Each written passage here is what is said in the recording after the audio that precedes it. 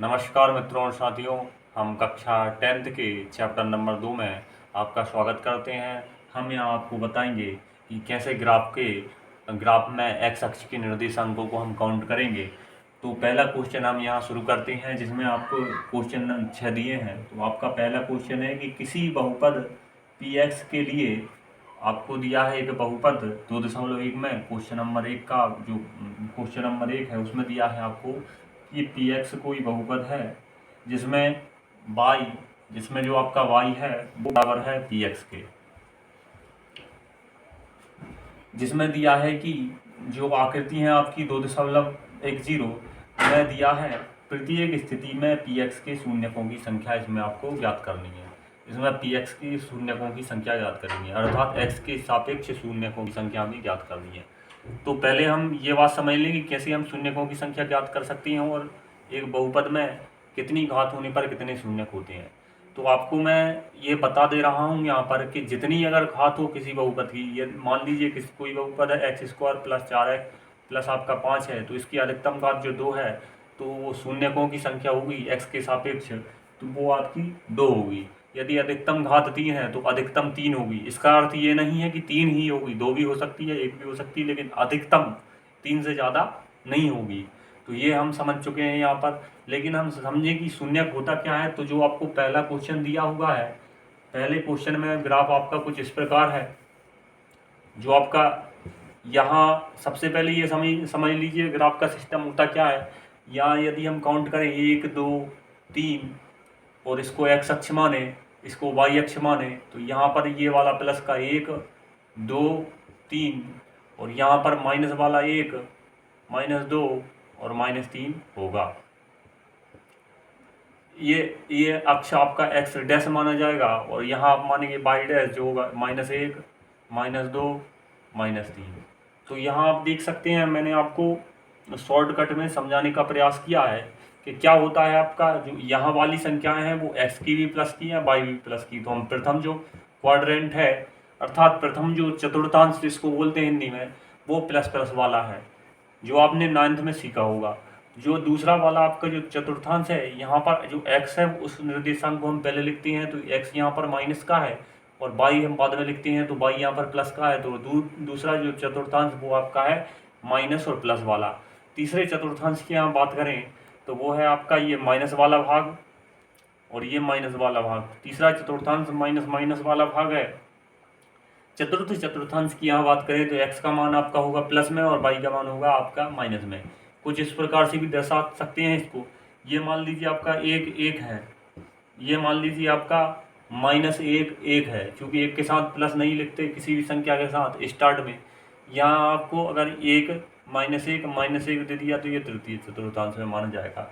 और यहाँ आपको 1 -1 दे दिया, चूँकि यहाँ प्लस प्लस के दोनों, इसलिए प्लस प्रथम चतुर्थांश में आएंगे। कभी आपको पूछ लिया जाए कि -3 और 5 बताइए कौन से चतुर्थांश में है, तो प्रथम चिन्ह माइनस का, दूसरा प्लस का, तो आपका जो ये वाला भाग हुआ। चूँकि 10th में यहाँ ये नहीं पूछा गया है, फिर भी मैंने आपको बताने का प्रयास यहाँ पर किया। तो अब हम अपने सवाल की ओर चलते हैं। जो पहला क्वेश्चन है आपका, उसमें दिया है कुछ इस प्रकार। आपको y निर्देशांक जो है वो काटा गया है, x निर्देशांक का कुछ नहीं कहा गया है। और यहाँ आपको पूछा गया है x निर्देशांक। यहाँ पूछा गया है पी एक्स के शून्यकों की संख्या ज्ञात कीजिए। तो हम यहाँ पर लिखेंगे जो पहला प्रतिबंध है, शून्यकों की संख्या शून्य अर्थात 0 है। अब क्यों है? क्योंकि जो सॉल्यूशन है उसमें आपको लिखना है क्यों है, क्योंकि ग्राफ एक्स अक्ष को कहीं पर भी नहीं काटता। आप एक चीज ध्यान देने बात काटता, इसलिए यहाँ पर अक्षों, यहाँ जो शून्यकों की संख्या है शून्य है, क्योंकि ग्राफ एक्स अक्ष को कहीं पर भी नहीं काटता। जब हम 6 सवाल करेंगे तो आपको ज़्यादा समझ में आएगा, लेकिन फिर भी आप समझ लीजिए जितनी बार मान लीजिए कि एक्स को ऐसे ऐसे काटा तो आपको जितनी बार x को काटा होगा, ये स्पर्श किया होगा, उतनी बार आपका शून्य काउंट होगा। यहाँ पर जो मैंने लाइन खींची है उसमें x को काटा है 1 2 3 4 5 6 7 8 बार, तो आपका शून्यकों की संख्या 8 होगी। लेकिन यहाँ पर ये नहीं पूछा गया है। तो पहला क्वेश्चन मैं आपको क्लियर कर चुका हूँ कि x यहाँ पर शून्यकों की संख्या 0 है, क्योंकि x अक्ष ग्राफ x अक्ष कहीं पर भी नहीं काटता, क्योंकि ग्राफ x अक्ष पर कहीं भी नहीं काटता। तो अगला क्वेश्चन हम करें। अगले क्वेश्चन में आपका दिया गया है कुछ इस प्रकार। क्वेश्चन नंबर 2 आपका, क्वेश्चन नंबर 2 में है आपका, क्वेश्चन नंबर 2 आपका कुछ इस प्रकार है। ये वाली लाइन दी है, जहां पर x को एक बार काटा है, तो हम लिखेंगे अपनी भाषा में हम शामिल करेंगे कि शून्यकों की संख्या क्या होगी, 1 होगी यहाँ पर, क्योंकि x अक्ष जो है आपका वो एक बार यहाँ पर प्रतिच्छेद हुआ है। तो हम लिखेंगे प्रश्न क्रमांक 2 में शून्यकों की संख्या 1 है। क्यों है? क्योंकि x अक्ष को केवल एक बिंदु पर प्रतिच्छेद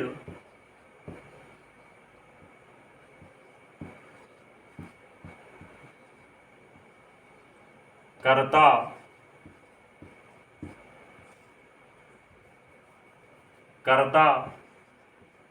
है। तो यहाँ पर आप जान चुके होंगे, क्योंकि एक बार प्रतिच्छेद करता है तो शून्यकों की संख्या 1 होगी। अब हम अगले सवाल करने का प्रयास करें। तो यहाँ आप देखिए सवाल नंबर आपका जो 3 है उसमें दिया है कुछ इस प्रकार का चित्र। ये आपको चित्र दिया है, यहाँ पर ये वाला x अक्ष, ये y अक्ष, ये आपका x डैश और ये आपका y डैश। यहाँ पर कुछ इस प्रकार से आपको चित्र दिया है, जिसमें आप देख सकते हैं x अक्ष को कितनी बार, ये पूरा आपका x अक्ष माना जाएगा, भले ही यहाँ पर x डैश लिखा है वो भी x अक्ष के रूप में माना जाएगा। तो 3 बार प्रतिच्छेद किया है, तो हम लिखेंगे यहाँ पर शून्यकों की संख्या 3 है। क्यों है शून्यकों की संख्या 3 है? क्योंकि x अक्ष को केवल नहीं, यहाँ पर लिखेंगे 2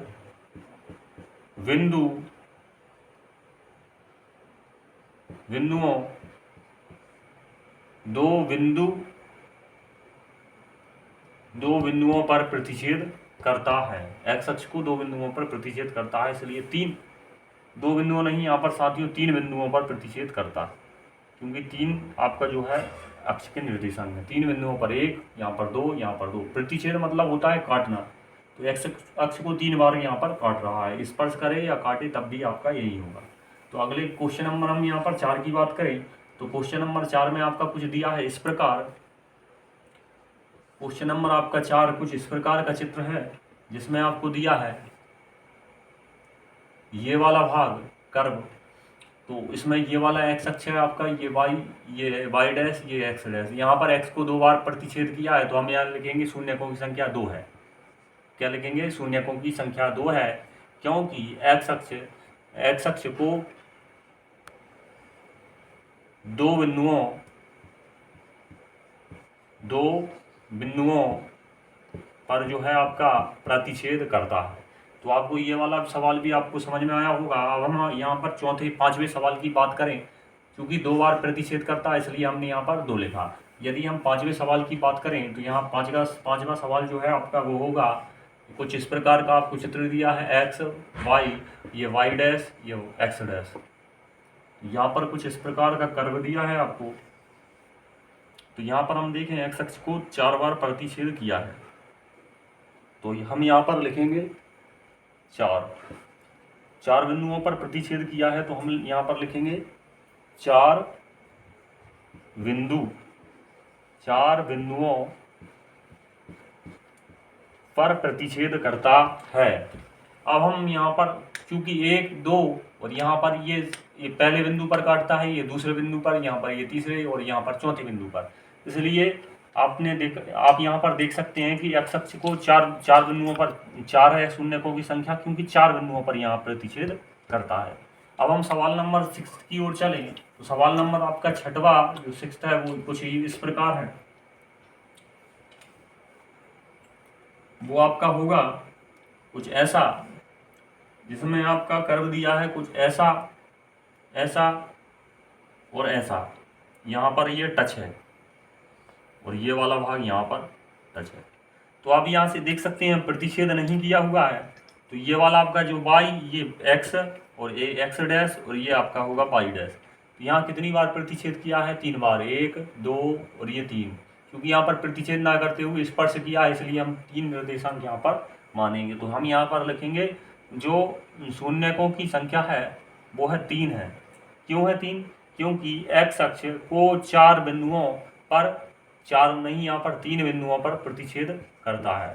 3 बिंदुओं पर प्रतिच्छेद करता है, इसलिए जो आपका x के शून्यांक हैं उनकी संख्या 3 होगी। यहाँ पर आप देख सकते हैं 1 2 और ये 3 जगह प्रतिच्छेद किया हुआ है।